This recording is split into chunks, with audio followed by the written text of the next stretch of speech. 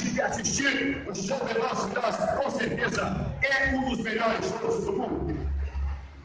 E há mais de 6 anos, o show Velozes e Furiosos leva esse título, por ser um show que é realizado todos os dias, independente do clima, chuva, sol, não interessa. Todos os dias é realizado esse show. E tudo isso, todo esse movimento, tudo isso a gente recebe, tem que agradecer a toda a equipe do Show Velozes. É mecânico, borracheiro, toda a equipe de preparação, eles que são os artistas atóricos, que ficam aqui embaixo dos bastidores e dão todo o suporte aos nossos pilotos. Portanto, vamos aplaudir estas feras que merecem o nosso carinho, merecem o nosso respeito.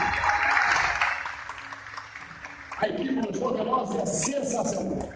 São profissionais incríveis. E olha, dentro de alguns instantes, está tudo preparado para que seja realizada assim uma das mais incríveis manobras do automobilismo. Tá certo? Eu quero muita energia positiva. Enquanto eles vão fazer mais uma rola para animar, vamos fazer mais uma rola, levantando aquele lado.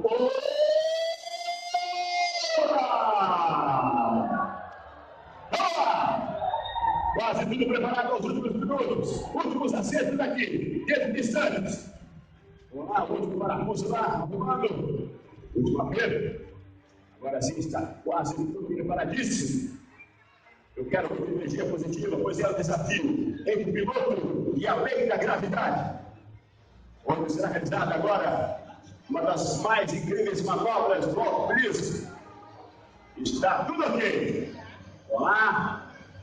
O último parafuso ali pela ajeitadinha agora, os apertos, com os acertos. Está tudo alinhado, tudo certinho. Nosso mecânico-chefe está dando ok aí?